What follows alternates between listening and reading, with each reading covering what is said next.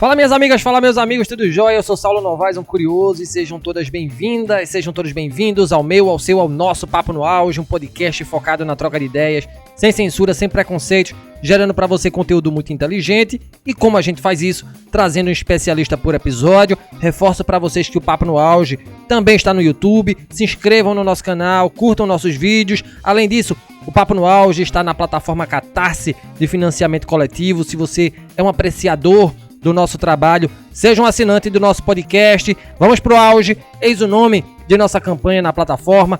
Vamos amplificar a voz docente, a voz da ciência.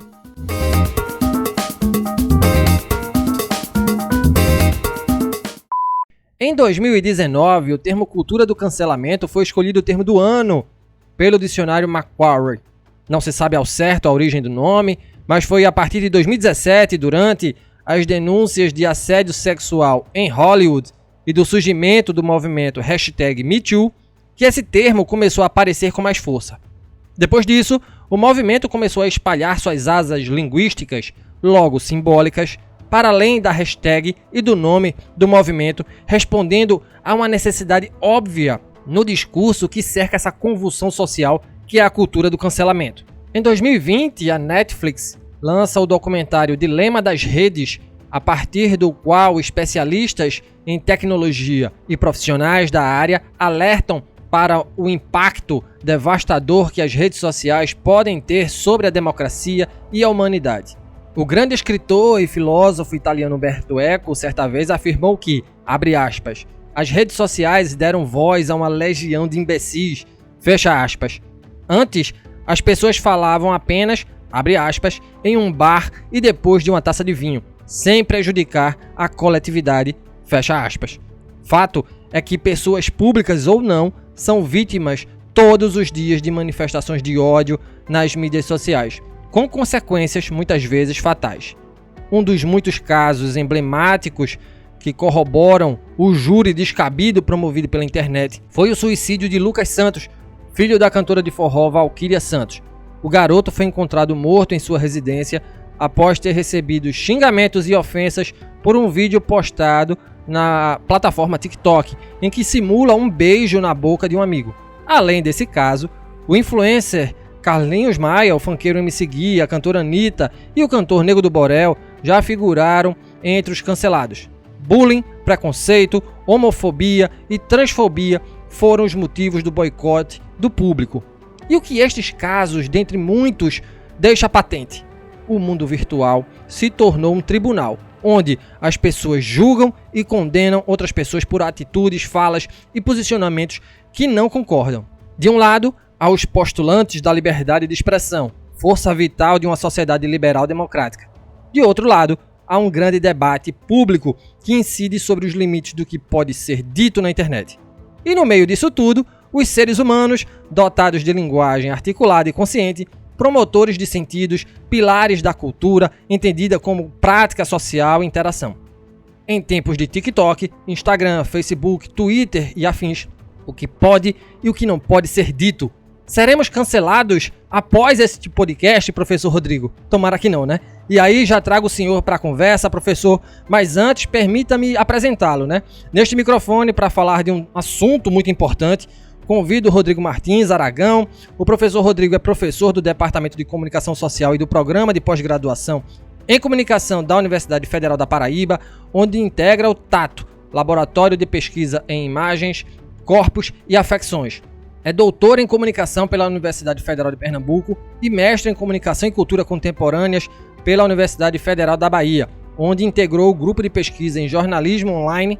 Desenvolve ainda pesquisas na área de comunicação, convergência e cultura participativa. E seja bem-vindo, professor Rodrigo, é um enorme prazer recebê-lo neste espaço de aprendizado. Antes de discutirmos aqui questões ligadas ao tema de hoje, gostaríamos de saber, professor, como foram essas escolhas profissionais pelo jornalismo, pela docência, pela pesquisa, e seja mais uma vez bem-vindo. Eu que agradeço, Saulo, o convite de estar aqui no Papo no Auge, ainda mais para debater, para conversar sobre um tema tão importante, né? Falar sobre redes sociais, falar sobre mídia, é uma coisa que me empolga muito, sempre me empolgou. Eu cresci consumindo comunicação, consumindo mídia, vendo muita televisão, minha família sempre assistiu muita televisão. Eu também tive o privilégio, né, de ter acesso muito novo ainda a computador, internet, e sempre foram temas que me envolveram, me instigaram, né, e que me levaram a fazer jornalismo, né, a estudar comunicação. E eu fiz faculdade nos anos 2000, num momento em que a internet se estabelecia e crescia no Brasil, né? Os processos participativos das redes sociais, elas começam a se estabelecer principalmente nesse momento, e isso vai me estimulando a pensar sobre isso, a refletir sobre essa circulação de informações, sobre como essas novas mídias funcionam, e me levaram para pesquisa, né? A fazer pesquisa na graduação. Meu TCC foi sobre esse tema, e a partir daí eu fiz também um mestrado, né? Sobre jornalismo colaborativo. E o caminho da docência ele veio mais naturalmente, né?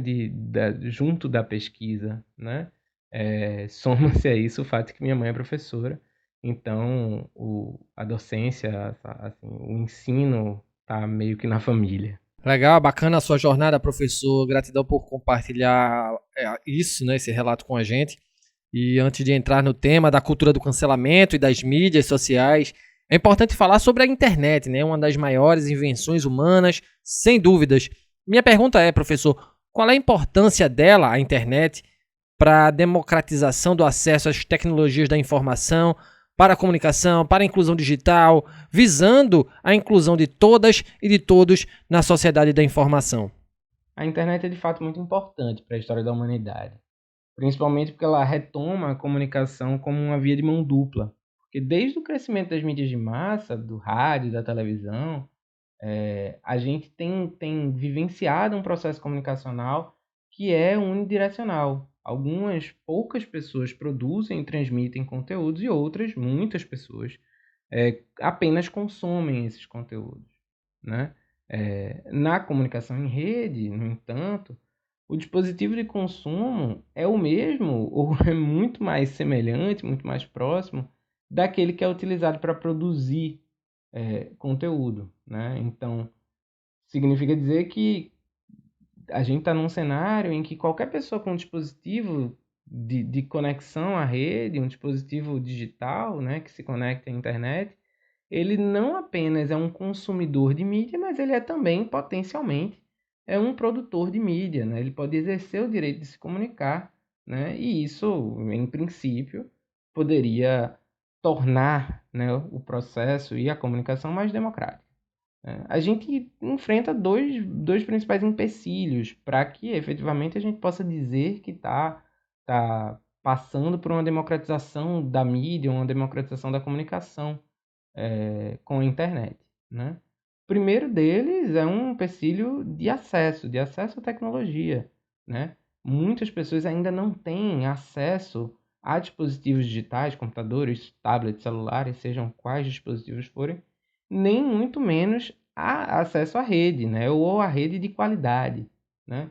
Muitas pessoas no Brasil hoje ainda têm dificuldade de acesso, têm acessos muito restritos, e que são controlados, né?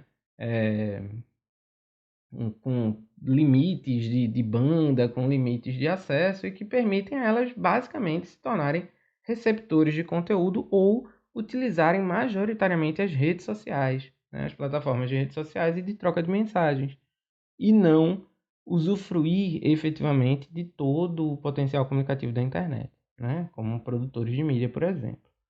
Um outro ponto que é igualmente importante é o letramento midiático, né? É a gente poder compreender como essa mídia funciona, e não só para a gente interpretar e discernir das mensagens que circulam nessa rede, como também produzir mídia, né? Eu acho que o cenário de desinformação, de disseminação de fake news que a gente vive hoje é meio que uma prova de como esse letramento é importante, né? A gente, por vezes, tem dificuldade de identificar o que é uma notícia verdadeira, o que é uma notícia falsa, o que é uma informação fundada, o que é uma informação sem fundamento, né? E essas informações se espalham pelas redes, né? E a gente vê que isso tem um potencial, né, e pode gerar vários impactos negativos, né?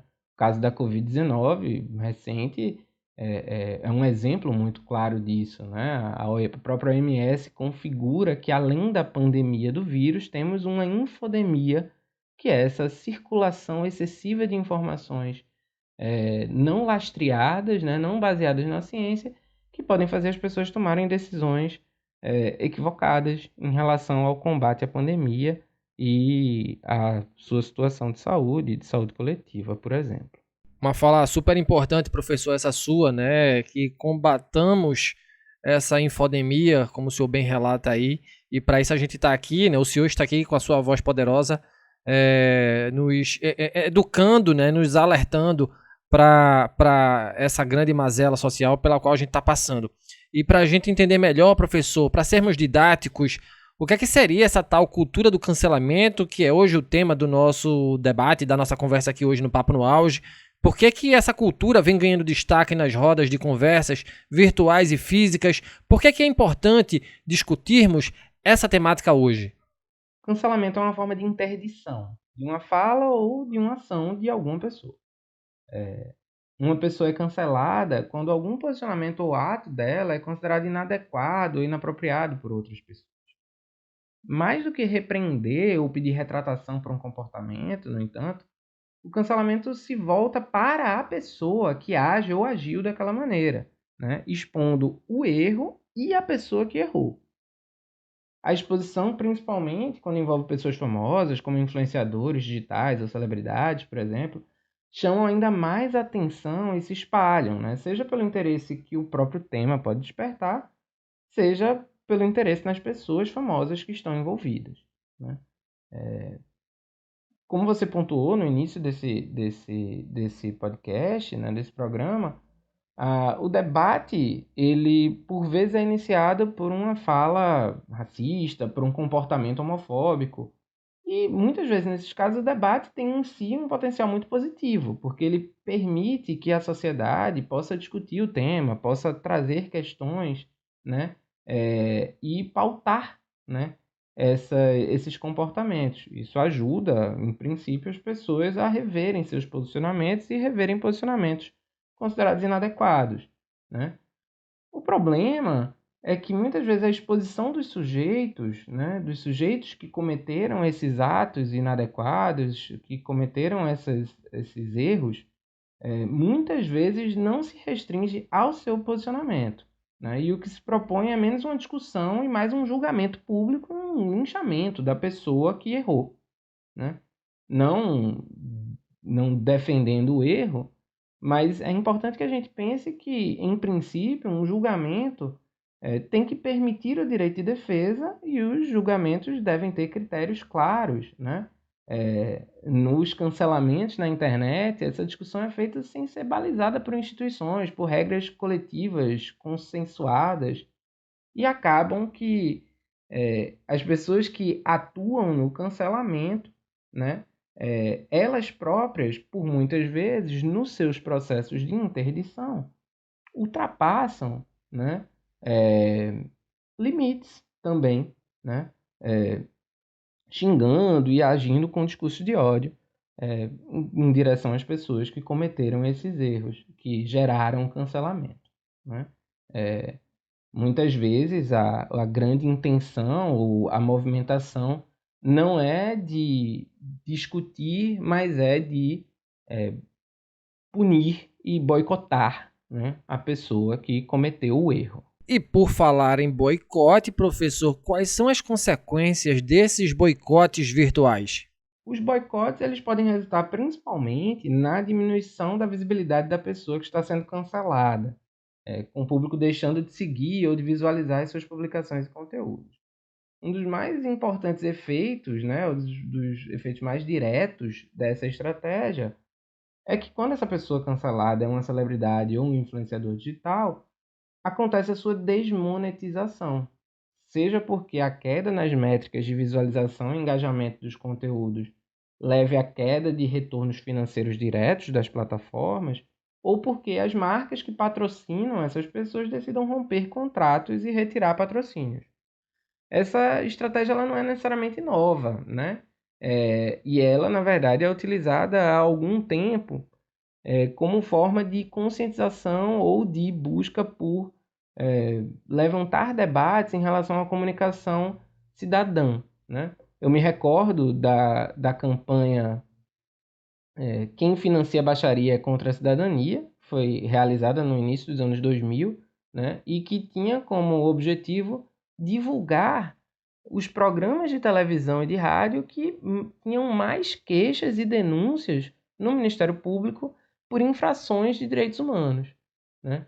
Essa campanha, ao divulgar esses programas, questionavam e tensionavam os patrocinadores desses programas, perguntando se eles queriam ter suas imagens e suas marcas vinculadas à violação de direitos humanos, né?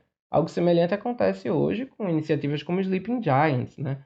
Que na internet expõem sites e programas de TV também que divulgam desinformação ou que propagam discurso de ódio, né? E questionam as marcas e aos patrocinadores dessas páginas e desses conteúdos se de fato eles querem ter suas marcas associadas a esse tipo de discurso, né?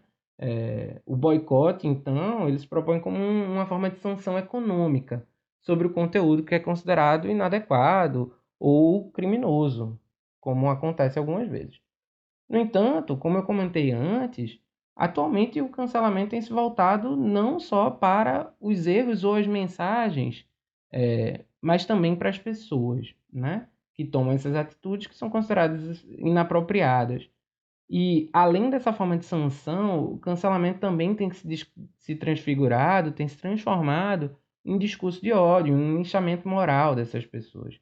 Algumas vezes, inclusive, com ameaças de agressão física, além da violência moral e simbólica, que são amplificadas pelas redes e pelo compartilhamento dessas mensagens, né?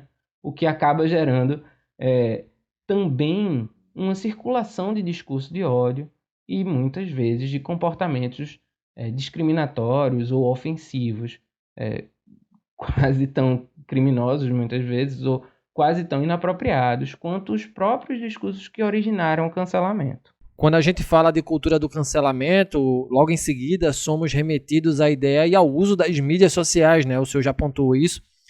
Então, para ficar ainda mais claro, professor, por que a cultura do cancelamento ganha essa proporção gigantesca por meio das mídias virtuais de comunicação? Qual é o impacto que essas mídias têm na prática democrática da liberdade de expressão e nos limites que lhes são impostos? Tem dois fatores que eu acho importantes de a gente considerar quando fala das plataformas de redes sociais.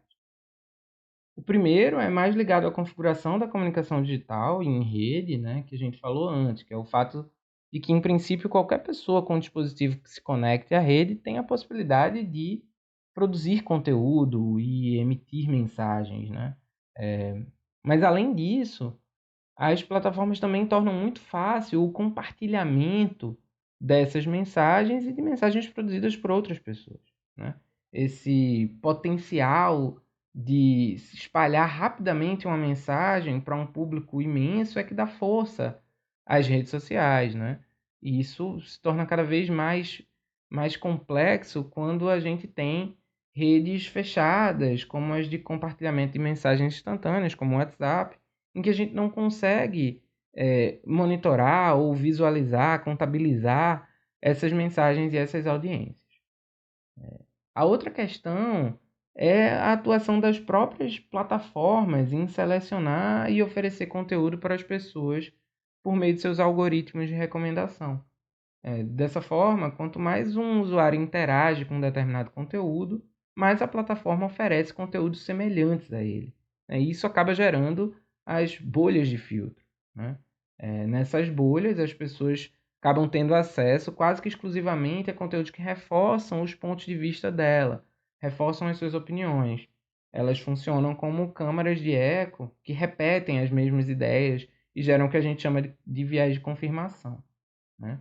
Então, quando a gente se posiciona de uma maneira e só tem acesso a conteúdos e opiniões de pessoas que partilham das mesmas ideias, a gente tende a achar que a nossa opinião está correta, que a gente compartilha da opinião da maioria, ou até que a nossa opinião é consenso, né? E principalmente, o mais complexo, o mais complicado é que a gente, por vezes, passa a não acessar, não considerar e não dialogar com o outro lado, com quem discorda da gente e com o contraditório, né? O que pode levar a uma intransigência que é o fim do debate democrático, né? Quando a gente desconsidera as outras opiniões, quando a gente desconsidera as outras pessoas e desconsidera as próprias regras sociais de convivência, a gente corre o sério risco de que o direito de se expressar passe a ferir outros direitos, né? É o que acontece por vezes no caso dos cancelamentos, por exemplo, né? Quando o debate ultrapassa os limites e se torna discurso de ódio, por exemplo, né? Ou até quando pessoas que concordam com os comportamentos inadequados que estão sendo debatidos repercutem positivamente e dão mais visibilidade àquele conteúdo que está sendo considerado inadequado ou por vezes até criminoso, né? Essa questão é especialmente delicada nas plataformas de redes sociais, porque em meio à grande quantidade de mensagens que circulam e por vezes sob uma ideia de um suposto anonimato, as pessoas se sentem seguras para agir de maneira que às vezes elas até sabem que é agressivo, prejudicial ou mesmo ilegal, né? Porque acreditam que suas ações não terão consequências. Mais recentemente, a gente tem visto casos em que as próprias plataformas agem na moderação desses conteúdos, aplicam sanções e punições às pessoas, tiram conteúdos do ar, e também decisões judiciais que tentam estabelecer esses limites entre a liberdade de expressão e a ilegalidade, né? Entre o discurso de ódio ou outros discursos. Bacana mais uma vez a sua fala, professor Rodrigo. Gostemos ou não, fato é que a cultura do cancelamento trouxe mais responsabilidade e transparência, não só por parte de artistas e influenciadores, mas também por parte das empresas e de anônimos. Posicionamento é a bola da vez. E aí eu pergunto, professor, como lidar com essa patrulha ostensiva da internet, adotando boas práticas de uso das mídias sociais? É preciso sim dosar o que será dito. O não dito é também dizer, professor, em quais circunstâncias dizer e não dizer faz sentido. Olha, Saulo, toda vez que eu lia ou ouvia alguém dizer em algum conteúdo de redes sociais que ela não podia deixar de falar ou não podia deixar de se posicionar sobre um determinado assunto, eu costumava brincar que permanecer em silêncio é um direito assegurado pela Constituição. A CPI da Covid, inclusive, está aí para provar que as pessoas costumam recorrer a esse direito. A brincadeira não tem o objetivo de indicar nenhum tipo de autocensura ou de silenciamento ou de patrulha do que se deve ou não se deve dizer. Mas eu acho que é importante a gente refletir que não é pelo simples fato de que é possível se manifestar que toda e qualquer pessoa é obrigada a se manifestar em todas as ocasiões, né? Os debates são importantes, mas por vezes quando todos falam, ninguém escuta, né? Pessoalmente, eu adoto o hábito de me posicionar quando acredito que eu posso contribuir construtivamente com o debate e depois de me informar sobre o tema, né? A facilidade em se posicionar, por muitas vezes, faz com que as tomadas de posição se tornem um comportamento de manada, atos sem reflexão em que as pessoas não necessariamente ponderam o que está em jogo ou as possíveis consequências dos seus atos e posicionamentos, ou daquilo a favor de que ou em favor de que elas estão se posicionando, né? De novo, com isso eu não quero dizer que as pessoas devem ou não devem se posicionar ou devem silenciar, mas eu acredito que os posicionamentos devem ser embasados e fundamentados nas informações disponíveis, nas crenças e valores das pessoas e principalmente na abertura ao diálogo. Em especial no atual cenário de exposição das celebridades, dos influenciadores digitais e, por que não, da sociedade como um todo, não é difícil de ser pego em contradição quando nos posicionamos de uma maneira nas redes e agimos de outra forma, né? Então, mais do que dizer ou não dizer, eu acho que é importante a gente tomar posicionamentos bem fundamentados, né? E principalmente em que a gente considere, num nível de complexidade, o que é que está em jogo nas situações para tomar, aí sim, quando julgar necessário, posicionamentos sólidos. Uma boa reflexão, professor, sem dúvida. E tendo em vista o excesso de estímulos, obrigações, conteúdos e informações, além do ambiente tóxico que se tornaram as mídias sociais, seria leviano dizer que há uma tendência a uma maior desconexão por parte das pessoas dessas plataformas de interação, professor Rodrigo? Eu acho que não, Saulo. Mesmo que muitas pessoas desativem uma rede social ou diminuam o uso de uma plataforma ou outra, atualmente é quase impossível se desconectar por completo, né? Eu acredito que talvez muitos estejam refletindo sobre a questão do uso excessivo dessas plataformas e dos seus efeitos, tanto na saúde mental quanto na própria rotina de atividades, né? Essas pessoas buscam talvez uma utilização mais saudável das plataformas, dos dispositivos, mas eu não acredito que a gente vá ver num futuro próximo uma diminuição do uso geral ou do poder de influência dessas mídias digitais, já que elas são, em grande medida, uma das principais formas da gente se conectar com o mundo, né? Então, acredito que a gente vá contar com elas ainda. E em tempos de celebridades garimpadas no meio da multidão, pessoas são mídia, não é, professor Rodrigo? E arrastam multidões através das vitrines virtuais de suas redes. Com isso, vem a exposição para o bem e para o mal, podendo haver sim o julgamento alheio em decorrência de ações aceitas ou não. Brincando aqui de futuros, professor, sem a pretensão, é claro, de cravar nada, continuaremos supervalorizando estilos de vida personificados nos influenciadores digitais e em suas mídias, com o atual estágio de conhecimento sobre o que se convencionou, apontar cultura do cancelamento.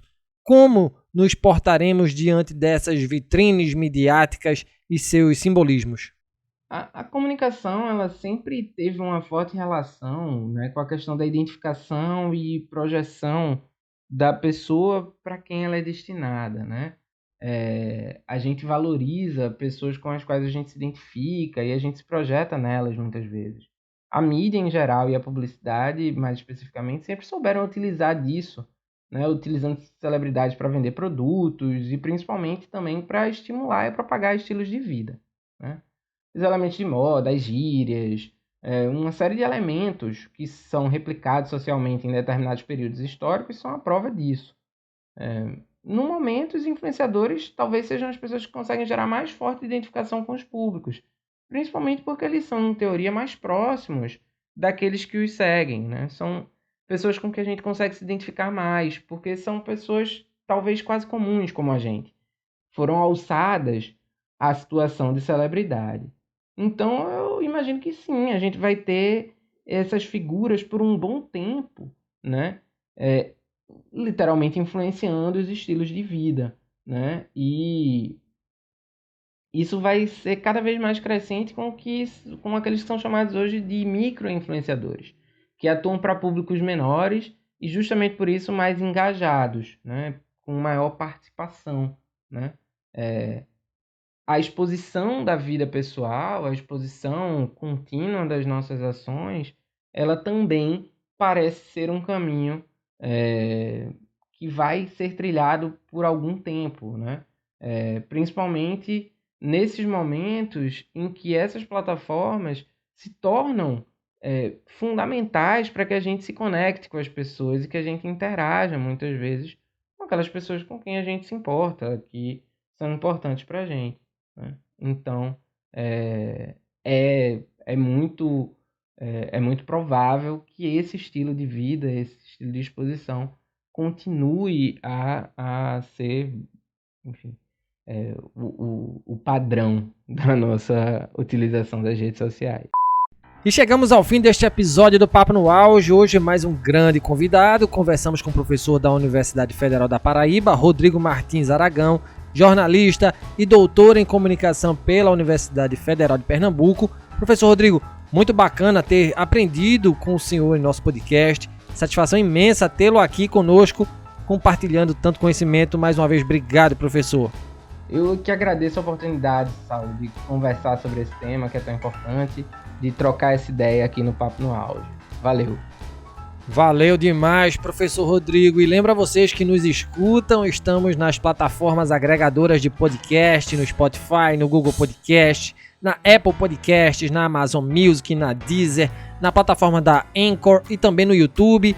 Nos sigam, curtam, compartilhem nossos áudios, se inscrevam no nosso canal. Se você gostou desse conteúdo e quiser ser um assinante do nosso podcast, na descrição deste episódio vou deixar o link para a plataforma Catarse. Ao clicar no endereço eletrônico, você será conduzido até a página do Papo no Auge na plataforma de financiamento coletivo, podendo fazer a sua contribuição para este projeto.